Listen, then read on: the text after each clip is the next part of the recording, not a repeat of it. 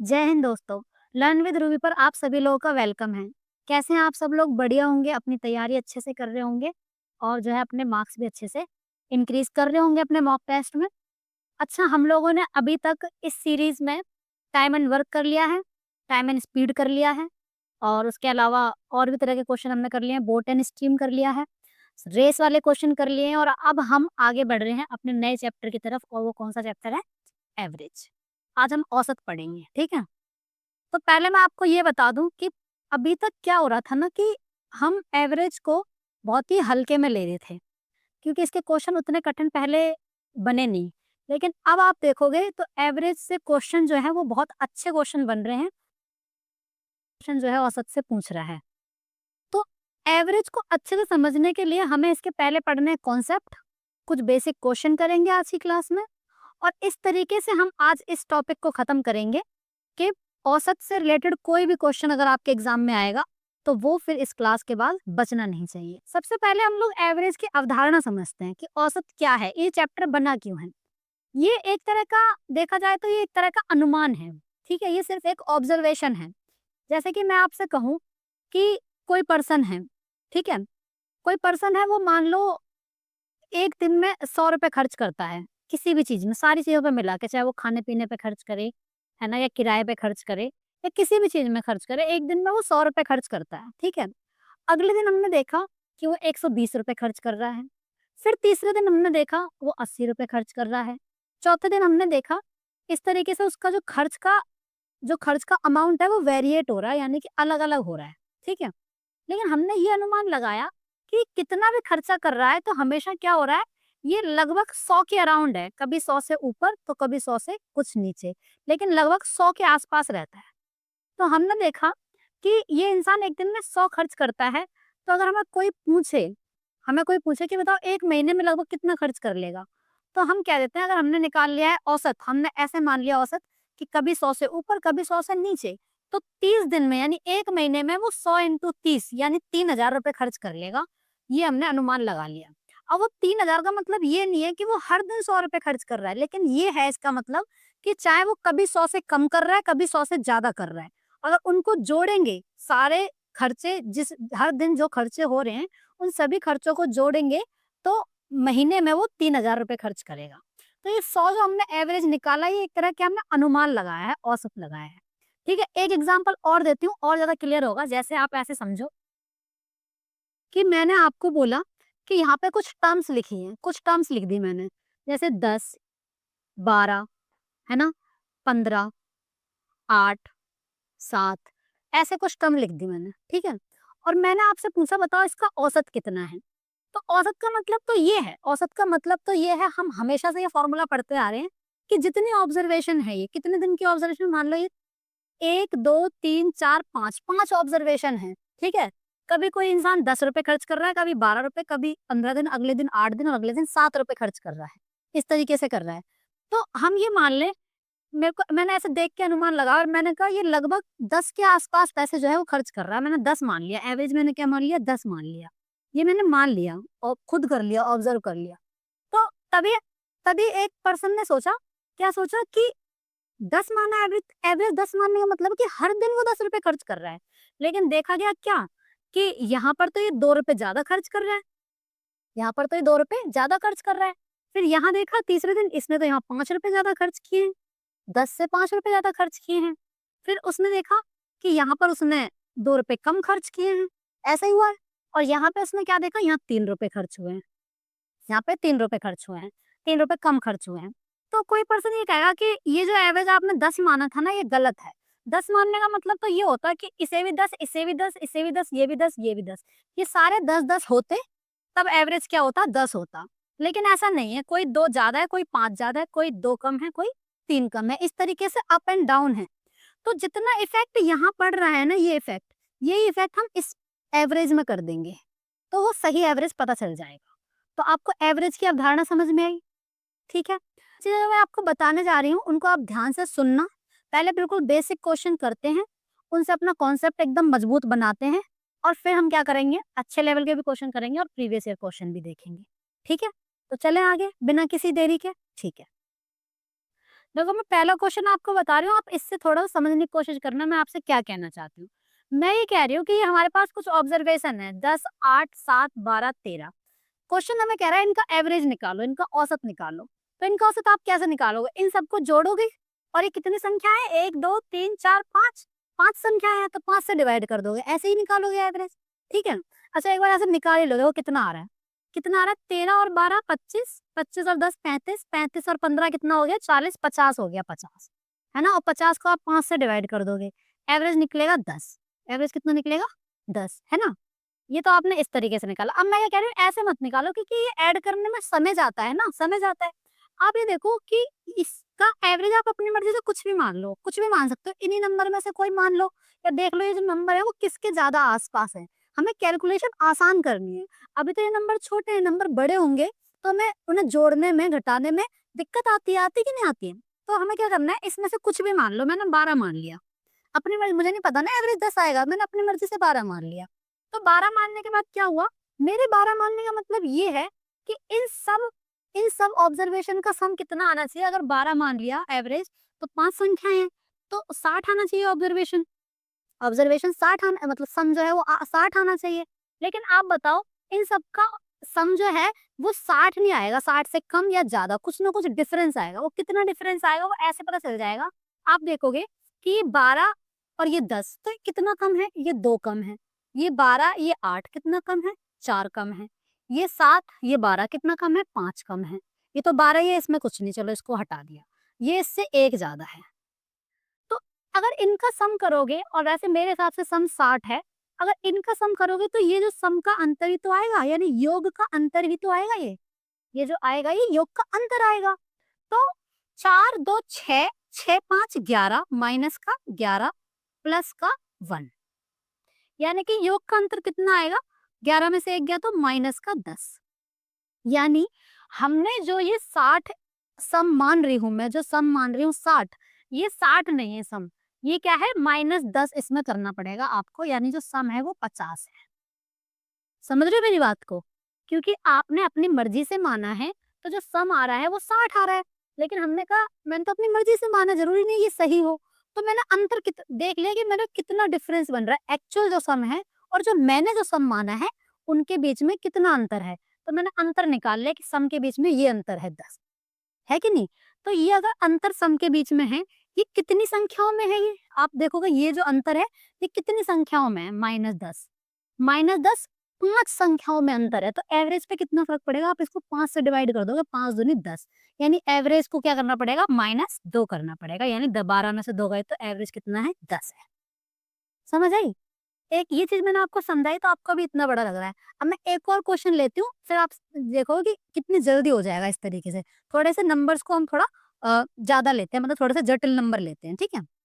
देखो इस बार मैंने अपनी मर्ज़ी से कोई भी नंबर लिए, जैसे मैंने लिया कोई नंबर, जैसे मैंने लिया मान लो 105, ठीक है? फिर 100 है ना? 104 है ना? और 98 हैं, 96 ऐसे कोई भी नंबर ले लिया। 2, 4, 5 और कुछ ज़रूरी नहीं हमेशा 5 ही लो, कितने भी ले लो। आप मैंने 95 ले लिया। ठीक है, ये नंबर ले लिए। अब देखो इन नंबर्स को जोड़ना और फिर डिवाइड करना वो डिफ़िकल्ट है, लेकिन मैं क्या कह रही हूँ आप इनमें से कुछ किसी को भी एवरेज मान लो। आपको ज़रा सारे नंबर ज़्यादातर 100 के पास है, 100 के आस-पास है। तो आप क्या करो 100 एवरेज मान लिया, 100 एवरेज मान लिया। लेकिन 100 है नहीं सारी संख्याएँ। देखो ये वाली संख्या जो है वो क्या है? 5 ज़्यादा है। ये तो पूरी 100 ही है, इसमें कोई अंतर ये कोई अंतर पैदा नहीं करेगी। ये अंतर पैदा कर रही है कितना? 4 का अंतर पैदा कर रही है। प्लस ज़्यादा है तो प्लस का साइन लगा रही हूँ। ये 2 कम है, ये 4 कम है और ये कितनी कम है? ये 5 कम है। आपने देखा 5, 4, 9 है ना? 4, 5, 9, 2, 11 -11 तो आपने देखा कि कितने का अंतर आएगा? -2 11 में से 9 गए तो -2 का अंतर आएगा। ये जो -2 का अंतर आएगा ये जो -2 का अंतर है, ये कितनी संख्याओं पे आएगा? 1, 2, 3, 4, 5, 6 6 संख्याओं पे आएगा। यानी -2/6 करना है। कहने का मतलब -2/6 का मतलब क्या हुआ? -1/3 यानी कि एवरेज जो है वो 100 नहीं है, 100 में से माइनस करना पड़ेगा 1/3 यानी मैं कहूँगी 300 में से 1 जाएगा तो 299/3 299/3 आएगा एवरेज। नॉर्मल निकाल के देखो अगर आप मतलब ऐसे नहीं सोचते, आप निकालते इन सबको जोड़ते, ज़रा जोड़ो कितना आएगा? 6 5 11 8 19 19 4 23 23 और 5 28 28 का 8 हासिल 2 9 9 18 27 27 और 2 29 29 और 10 39 39 और 10 49 49 और 10 59। ठीक है, डिवाइड बाय 6 संख्याएं, 6 से डिवाइड कर दिया। आप इसको 2 से काटो, 2 दूनी 4 2 नीम 18 2 नीम 18 2 तिया 6। ऐसे भी आया 299 अपॉन 3। ठीक है, आप ऐसे भी कर सकते थे, लेकिन अगर आप ऐसे ही करते रहोगे तो दिक्कत आ जाएगी आपको। अब जिस तरह से एग्जाम में एसएससी क्वेश्चन पूछ रही है, अगर उस क्वेश्चन को आप इसी बेसिक मेथड से फॉलो करते रहे तो आंसर निकालना तो दूर, आप बस उसको कैलकुलेट ही करते रह जाएंगे और आंसर भी नहीं आएगा। दिमाग फ्रस्ट्रेट होगा, कैलकुलेशन में सारा दिमाग खप जाएगा, जो चीजें हो सकती थी वो भी नहीं हो पाएंगी। तो मेरे को आपको ये मेथड सीखना पड़ेगा। मैं कह रही हूँ आप अपनी मर्जी से कुछ भी एवरेज मान लो और फिर जो अंतर पैदा हो रहा है उसे एवरेज में बांट दो। समझ रहे हो? अगर ज्यादा अंतर पैदा हो रहा है तो उसमें ऐड कर दो और अगर कम अंतर पैदा हो रहा है तो उसमें से माइनस कर दो। ठीक है, एक और लेती हूँ मैं एग्जाम्पल, फिर और अच्छे समझ में आएगा, देखना। अब देखो जैसे मैंने ये ऑब्जर्वेशन ले ली है ना, आप ये सोचोगे कि ये क्वेश्चन करा रही है मैम, ये क्वेश्चन तो एग्जाम में आते नहीं है। मानती हूँ नहीं आते, लेकिन ऐसा नहीं कभी नहीं आते, पूछ भी लेता है कभी बार, सीजीएल में भी पूछ रखा है। सिर्फ ऑब्जर्वेशन दे दी और पूछ लिया कि औसत बताओ कितना है। ठीक है, तो लेकिन मैं इसलिए बता रही हूँ आपको कि यहाँ पर आप ये चीज सीख लो जो मैं आपको बताना चाह रही हूँ कि इसका आसान तरीका क्या है औसत निकालने का। फिर देखना ये तरीका आप कैसे क्वेश्चन में आएगा, कैसे क्वेश्चन में जो है लगेगा। ठीक है, तो अभी आप देखो, मैंने कहा जैसे ऑब्जर्वेशन ले ली, आपको इनका एवरेज निकालना है। अब आप इनकी मर्जी से कुछ भी अपना एवरेज मान लो। जैसे मैंने कहा कुछ कुछ नंबर 150 के आसपास है ना, 200 भी ले सकते हैं, लेकिन ये नंबर और कम है 200 से। कुछ भी ले लो, आंसर तो आएगा ही, लेकिन ज्यादा आसपास मानने से क्या होगा, कैलकुलेशन कम हो जाएगी। तो मैंने 150 मान लिया। जब मैंने 150 माना तो मैंने देखा सारी डिजिट तो 150 है नहीं, ये देखो कितनी ज्यादा है। मैंने देखा ये 41 ज्यादा है ना, ये नंबर कितना ज्यादा है, 41 ज्यादा है। फिर ये नंबर कितना ज्यादा है, सॉरी ये नंबर कितना कम है, आपने देखा ये 18 कम है ना। फिर देखा आपने ये नंबर कितना कम है, ये सॉरी ज्यादा है, कितना ज्यादा है, 2 ज्यादा है, ये 2 कम है। और ये कितना है, ये देखा जाए तो 49 ना, 49 है, कितना है, 10 में से 150 है, 101 है, कितना अंतर आएगा, 49 ही आएगा ना। 49 कम है और ये कितना कम है, 40 कम है। ठीक है, तो यानी कि ये अंतर आएगा एवरेज में, ये अंतर आएगा। कितना अंतर आएगा, देखो ये देखो 2 से तो 2 कट गया है ना। अब यहाँ 40 और ये 41, तो 41 में से 40 गया तो प्लस का 1 आएगा है ना। और इन दोनों को ऐड कर लो, कितना आएगा, ये 9 8 17 4 1 5 5 और 1 6, ये माइनस का आएगा। तो 67 में से 1 जाएगा तो 66 आएगा माइनस का। यानी जो सम है, जो भी सम है उसमें -66 का अंतर है। तो फिर एवरेज पे कितना अंतर पड़ेगा, एवरेज पे कितना, एवरेज 1 2 3 4 5 6 6 संख्याओं से डिवाइड करोगे आप। 6 से मैंने इसको डिवाइड किया 11 है ना, -11 एवरेज का अंतर जो है कितना आएगा, 150 नहीं आएगा, -11 और करना पड़ेगा इसमें से। तो यानी कितना आएगा, 139, ये होगा एवरेज। आ रही है बात समझ में? ठीक है, चले नेक्स्ट आगे की तरफ चलें, थोड़ा इससे कुछ और आगे सीखें, थोड़ा और कॉन्सेप्ट एक और जो मैं आपको बताना चाहती हूँ उसको और देखते हैं। अब एक कॉन्सेप्ट आप ये समझो, अब अगर कोई जो नंबर्स आपको दे रखे हैं अगर वो एपी में है, एपी में होने का मतलब क्या, अरिथमेटिक प्रोग्रेशन जिसको हम पढ़ते थे, समांतर श्रेणियां। तो अगर कोई जो सीरीज है यानी ऑब्जर्वेशन है वो एपी में है, एपी में होने का मतलब ये है जो नंबर्स हैं उनके बीच का जो गैप है वो बराबर है, चाहे कितना भी हो, चाहे उनके बीच के गैप 1 हो 2 हो 3 हो 4 हो या माइनस में भी हो, कैसे भी हो, अगर उनके बीच का गैप सेम है हर बार, तो ऐसी सीरीज को हम एपी बोलते हैं, अरिथमेटिक प्रोग्रेशन बोलते हैं। ठीक है, तो अगर कुछ ऑब्जर्वेशन जो है हमारे पास अगर वो एपी में है, तब अगर उनका एवरेज निकालना हो तो आप हमेशा याद रखेंगे तब एवरेज क्या होता है, तब एवरेज होता है first number plus last number upon में 2। ये चीजें आपको याद रखनी पड़ेंगी, जो चीज मैं बताती चलूंगी ना ये आपको याद रखनी पड़ेंगी। क्वेश्चन डायरेक्ट पूछे जाते हैं एग्जाम में इनसे रिलेटेड, थोड़ी सी लैंग्वेज देके डायरेक्ट क्वेश्चन पूछे जाते हैं। अभी दिखाऊंगी आपको क्वेश्चन, यानी पहली संख्या और आखिरी संख्या बट्टे में 2, ऐसे निकलेगा एवरेज। कब, अगर यहाँ पे लिख लो इफ सीरीज इन एपी, यानी अगर जो सीरीज श्रृंखला है वो कैसी है, अर्थमेटिक प्रोग्रेशन में है यानी समांतर श्रेणी में है, तब एवरेज कैसे निकालोगे आप, first number plus last number upon में 2, ये चीज लिख लो। देखो एक क्वेश्चन है ये पूछा गया आपके एसएससी सीएचएसएल में पूछा गया है। क्वेश्चन क्या है, कि 2 और 22 के बीच सभी विषम पूर्णांकों का औसत क्या होगा। 2 और 22 के बीच में, 2 एंड 22 के बीच में जो भी विषम पूर्णांक आएंगे इनके बीच में का मतलब ये होता है कि आप इस 2 को भी छोड़ दो, इस 22 को भी छोड़ दो। वैसे भी ये विषम नहीं है, वैसे भी छोड़ने ही पड़ेंगे।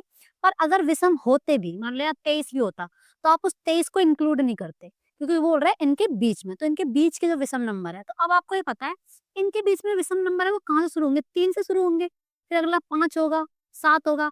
तो क्या आप सारे विषम नंबर यहाँ पे लिखने बैठेंगे? नहीं लिखने बैठेंगे। आप ये सोच लो, इसके बाद पहला नंबर 3 होगा और लास्ट में जो नंबर होगा 22 से पहले विषम नंबर कौन सा होगा, 21 होगा। यही तो इनके बीच में आएंगे नंबर, 2 और 22 के बीच में। हाँ, यही आएंगे।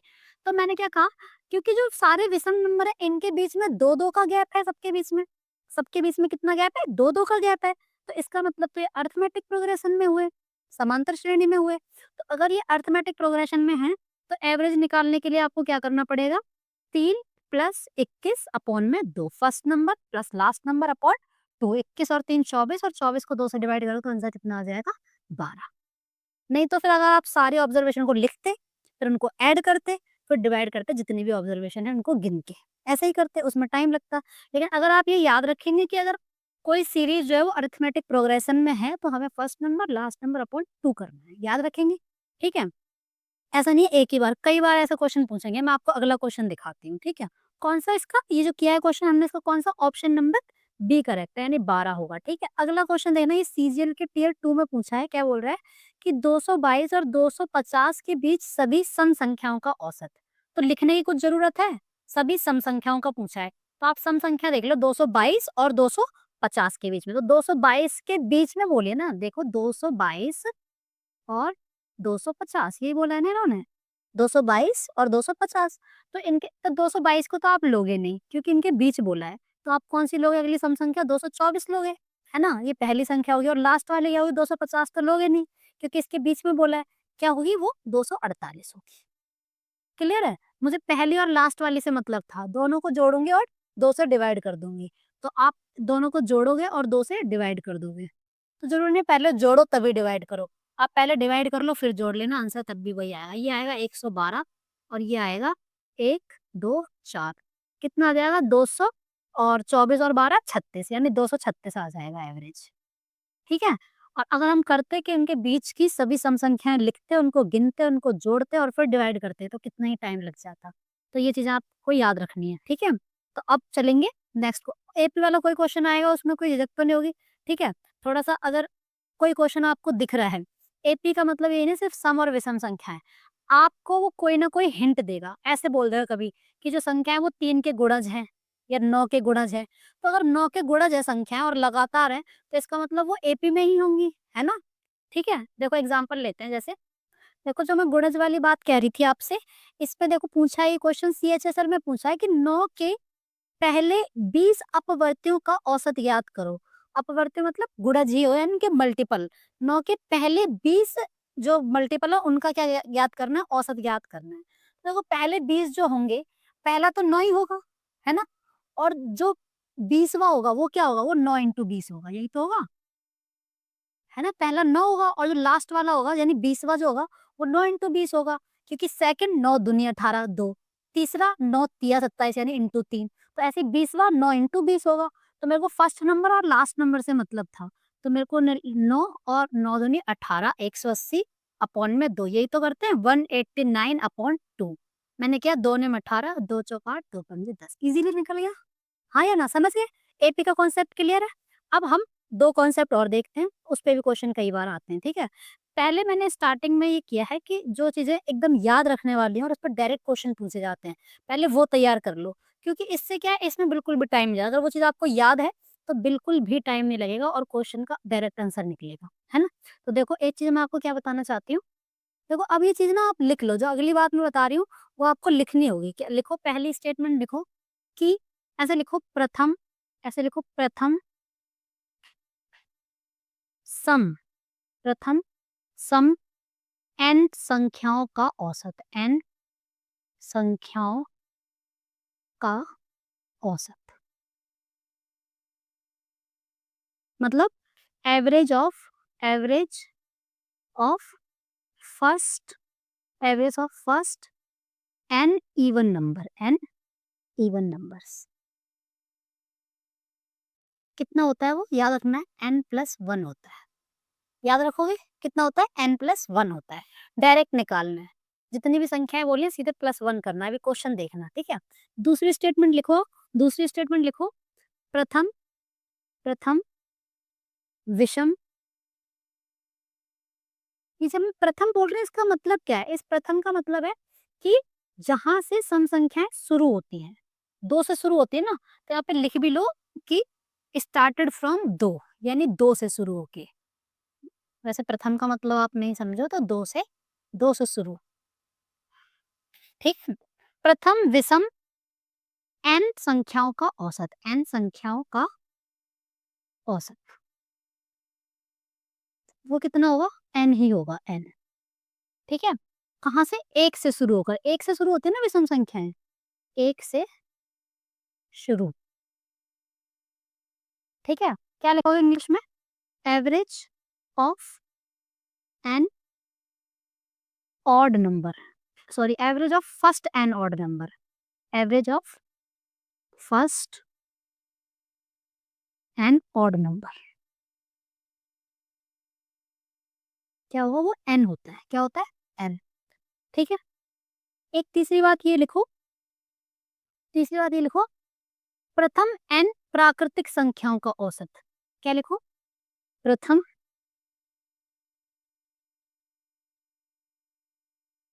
प्राकृतिक n संख्याओं का औसत, n संख्याओं का औसत। ये चीजें याद करनी जरूरी है, करनी ही पड़ेंगी याद, और कोई इनका जो है समाधान है नहीं। क्या होगा वो, n+1/2, ठीक है। हिंदी में क्या लिखो, सॉरी इंग्लिश में क्या लिखोगे, average of n natural number,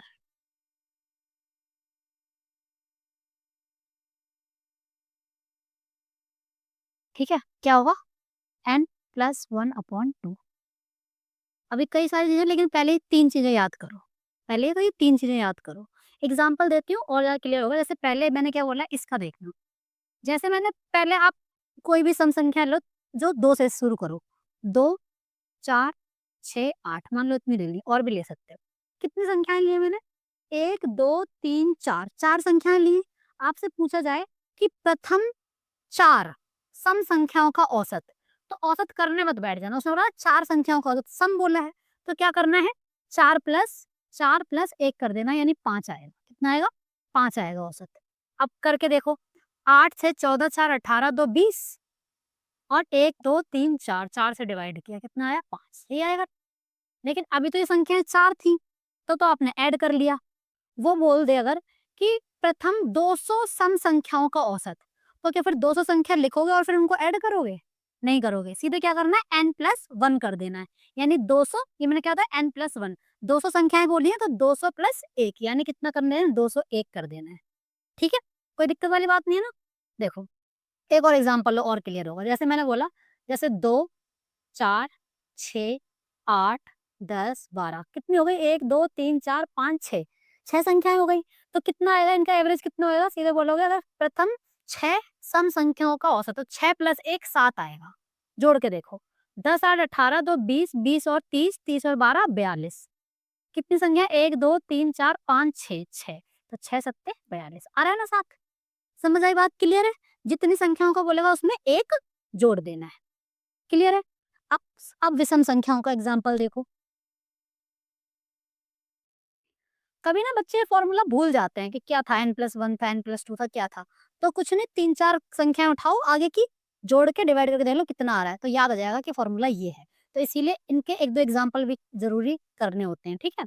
तो मैं क्या कह रही हूँ, प्रथम विषम n संख्याओं का, विषम n संख्याओं का, जैसे विषम संख्याएं कौन सी होती हैं, 1, 3, 5, 4, ओ सॉरी क्या लिख दिया मैंने, 7, 7, 9, 11, कितने भी लिख लो, ठीक है। अगर वो बोल रहा है कि प्रथम 1, 2, 3, 4, 5, 6, प्रथम 6 विषम संख्याओं का, प्रथम 6 विषम संख्याओं का औसत बताओ, तो 6 विषम संख्याओं का पूछ रहा है, तो उसका एवरेज भी क्या होगा, 6 ही होगा। इसका एवरेज कितना होगा, इसका एवरेज निकालोगे तो कितना आएगा, एवरेज 6 आएगा। याद रखना है कि प्रथम n विषम संख्याओं का औसत कितना होता है, n ही होता है। निकाल के देखो कितना, 11 9 20, 20 5 25, 25 और 4 29, 29 और 7 कितना हो गया, 36।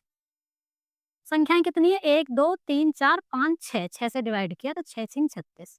लेकिन हम जोड़ नहीं सकते ना बार बार। अगर वो बोल दे प्रथम 500 विषम संख्याओं का औसत, तो 500 संख्याएं लिखें फिर उनको जोड़ें, नहीं। प्रथम प्रथम विषम 500 संख्याओं का औसत इज 500। क्लियर है। तीसरी चीज देखो कि प्रथम प्राकृतिक n संख्याओं का औसत। अब n मतलब ये इनको ना क्रमागत भी लिखना चाहिए, प्रथम प्राकृतिक n संख्याओं का औसत। वो क्रमागत ही होंगी क्योंकि प्रथम बोल रहा है ना, यानी स्टार्टिंग की अगर लोगे तो वो क्रमागत ही होंगी, बीच में आप एक का गैप कर ही नहीं सकते, एक या दो किसी का भी गैप नहीं कर सकते।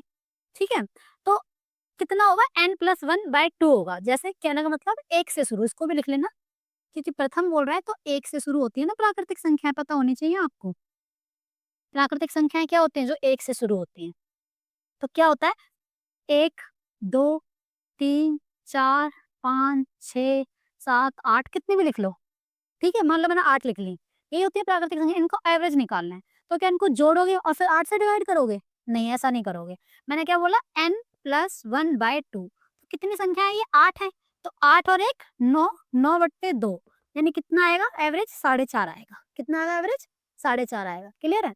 अगर बोले कि प्रथम 100 प्राकृतिक संख्याओं का एवरेज, 100 प्राकृतिक या 99 प्राकृतिक संख्याओं का औसत, तो 99 संख्याएं बोली तो 99 + 1/2, यानी 100/2 कितना आएगा, एवरेज 50 आएगा। कोई दिक्कत है इस चीज में, याद रहेगी। ठीक है, क्वेश्चंस देखिए आप।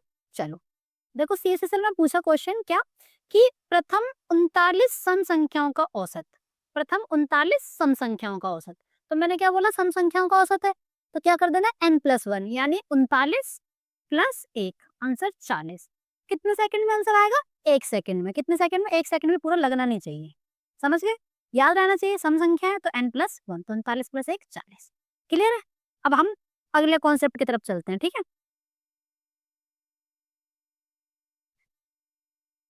देखो नेक्स्ट क्वेश्चन भी इसी पे है कि प्रथम 17 विषम संख्याओं का औसत। प्रथम 17 विषम संख्याओं का औसत कितना होगा, 17 ही होगा। विषम है ना तो n ही था आंसर, तो 17 बोल रहा है तो 17 ही होगा। ठीक है, बिल्कुल माइक्रो सेकंड्स में आंसर आना चाहिए। ऐसे क्वेश्चन को तो एकदम से करके निकल जाना है ना। चलो आगे बढ़ते हैं। अब हम जो मैं बता रही थी आपको, अगला कॉन्सेप्ट पढ़ते हैं। अगला कॉन्सेप्ट क्या है, इस कॉन्सेप्ट में ये समझना, अभी मैंने आपको एपी की बात बताई, अरिथमेटिक प्रोग्रेशन की बात बताई थी। ठीक है, कि समांतर श्रेणी में क्या होता है, आपको पहला और लास्ट वाला पद आप जोड़ लो और डिवाइड कर दो 2 से, तो एवरेज निकलता है। तो जो एवरेज निकलता है वो जानते हैं क्या होता है, जितने भी नंबर्स लिखे हैं उनमें से जो बीच वाला नंबर है वो नंबर ही क्या होता है, एवरेज होता है। क्योंकि वो अरिथमेटिक प्रोग्रेशन में लिखे हैं। मैं एग्जांपल देती हूँ कि मैं क्या कह रही हूँ। जैसे मैंने बोला, मैंने कहा 3, 3 और 5 8, 8 5 13, 13 और 5 18, 18 और 5 23। ठीक है, मैंने क्या कहा था, क्योंकि अरिथमेटिक प्रोग्रेशन मतलब इनके बीच का गैप सेम है, 5 5 5 5 का अंतर है। तो आपको इसका एवरेज कैसे निकालना है, मैंने कहा था इसका एवरेज आपको ऐसे निकालना है कि 23 और 3 26, 26/2 13। तो आप देखोगे जो 13 है ये हमेशा बीच वाला नंबर आएगा। देखो 2 इधर है 2 इधर है, ये बीच वाला नंबर आएगा, ये 13 आएगा। ठीक है, आप सोचेंगे यहाँ 5 नंबर थे तो 13 बीच में आ गया, बीच में 2 नंबर रह गए, तो कहने का मतलब 3 8 13 5 18 5 23 और 5 28, अब 6 नंबर हो गए, तब बीच में कौन सा नंबर आएगा। तो मैंने कहा आपने 2 यहाँ से हटा दिए, 2 यहाँ से हटा दिए, तो बीच में ये 2 नंबर आ गए। तो अब एवरेज ये है या ये है, ना ये है ना ये है, इन दोनों के बीच का एवरेज होगा। इन दोनों के बीच में जो नंबर आएगा वो एवरेज होगा। ठीक है, तो इनके बीच में कौन सा नंबर आएगा, जोड़ो जरा इनको, 13 और 18 को जोड़ो, 10 10 20, किस आएगा, 31 का आता 15.5। तो इस सीरीज का एवरेज कितना आएगा, 15.5। आप निकाल के देखो, 28 और 3 31, 31/2 15.5। तो यानी कि जो बीच वाला नंबर होता है वही क्या होता है, एवरेज होता है। तो ये बीच वाला कॉन्सेप्ट जो मैं आपको बताना चाह रही हूँ, इसके ऊपर देखना कैसे क्वेश्चन, ये लोग कैसा क्वेश्चन, इस पे कैसा क्वेश्चन पूछा जाएगा, इस पे पूछ रहा है। जैसे क्वेश्चन देखना आप, ये पूछा है आपके एसएससी के सीएचएसएल में, पूछा है एलडीसी वाली परीक्षा में। कह रहा है कि 4 क्रमागत सम संख्याओं का औसत 15 है। 4 क्रमागत, अब यहाँ पे वो वाली बात नहीं कि प्रथम क्रमागत या कौन सी क्रमागत, कोई भी हैं, लेकिन वो सम संख्याएँ हैं। उनका जो औसत है वो 15 है, तदनुसार उनमें दूसरे नंबर की सबसे बड़ी संख्या कौन-सी है? सबसे बड़ी नहीं, दूसरी यानी सेकंड हाईएस्ट नंबर कौन-सा है? तो आपने लिखा 4 संख्याएँ, 1, 2, 3, 4, ये 4 संख्याएँ हैं। तो औसत बताओ कहाँ होगा? औसत इन दोनों के बीच में ही तो होगा, यहाँ, और वो 15 है, वो कितना है? 15 है। तो आप मुझे कॉमन सेंस से ये नहीं बता सकते अगर ये इन दोनों का औसत 15 आया है, इसका मतलब यहाँ पे 14 होगा और यहाँ पे 16 होगा। हाँ कि ना? यही होगा ना? तो सबसे बड़ी संख्या तो ये होगी, ये नहीं पूछ रहा, ये पूछ रहा है दूसरी सबसे बड़ी, तो दूसरी सबसे बड़ी यही तो होगी 16। तो आंसर कितना आएगा? 16। नहीं तो फिर आप अगर ये नहीं करते तो क्या करते? फिर आप करते 15 संख्याएँ 15 चौक 60, यानी उनका सम जो है वो 60 है, और एक मानते x, एक मानते x प्लस 2, अगली मानते x प्लस 4, अगली मानते x प्लस 6। फिर इनको आप ऐड करते, कितना आता है? 4x, 6 4 10 2 12 बराबर 60, और 4x बराबर 60 माइनस 12 कितना आता? 48, और 4 से डिवाइड करते कितना आता? 12।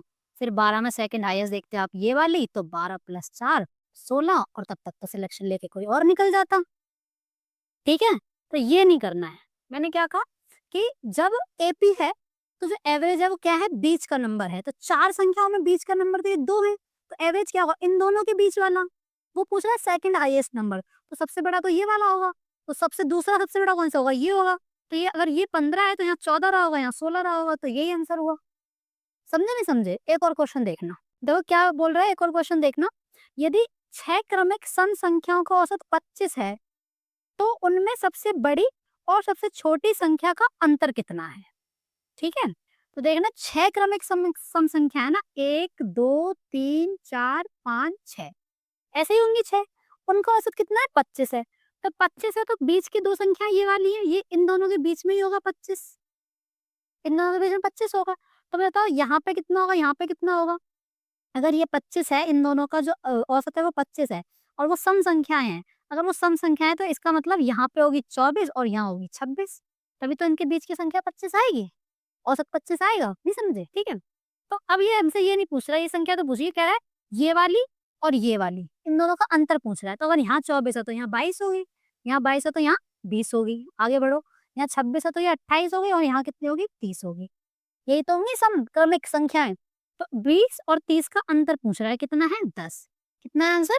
10, यानी option number 2, option number B correct है। आई बात समझ में? तो मैं आपको इसी तरीके से पहले कॉन्सेप्ट बताऊँगी, फिर उनके बेसिक क्वेश्चन कराऊँगी।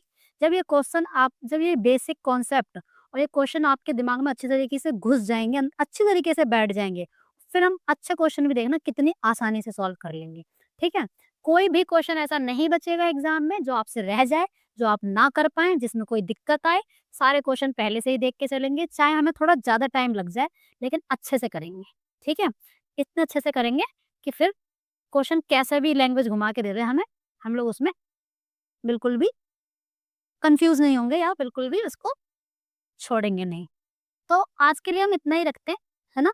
और अगर आपको मेरी समझाई हुई चीज़ें समझ में आ रही हैं, क्लास अच्छी लग रही है, तो प्लीज़ क्लास को लाइक कर दो। और मैंने अभी जो है पढ़ाना ऑनलाइन स्टार्ट किया है, लेकिन पहले मैं ऑफ़लाइन पढ़ाती थी। ऑफ़लाइन पढ़ाने का टाइम नहीं मिल पाता बिकॉज़ ऑफ़ द जॉब। तो मैं आप लोगों से आशा करती हूँ कि आप मेरा ऑनलाइन सपोर्ट करें। एक बार मेरा पढ़ाने का तरीका देखें, मैं जो चीज़ें बता रही हूँ, जो मेथड बता रही हूँ, उनको देखें। अगर आपको अच्छा लग रहा है, सही में आपको लगता है कि हाँ, ये चीज़ें आपके एग्ज़ाम में काम आएँगी, जो कि बिल्कुल काम आएँगी, एक बार आप अगर अप्लाई करके देखेंगे अपने मॉक टेस्ट में भी तो आपको पता चलेगा कि हाँ, मैं जो चीज़ें बता रही हूँ, वो कितनी ही महत्वपूर्ण हैं। तो अगर मेरे को सपोर्ट करना चाहते हैं तो प्लीज़ मेरे चैनल को सब्सक्राइब कर लें और मेरी क्लासेस को शेयर भी करें, लाइक कर दें। आज के लिए इतना ही रखते हैं, कल फिर मिलेंगे, नई चीज़ें सीखेंगे, नई एनर्जी से पढ़ेंगे और क्वेश्चंस को इस तरीके से बिल्कुल फोड़ देंगे, ठीक है? अब आज के लिए इतना ही रखते हैं। Okay, thank you so much and bye.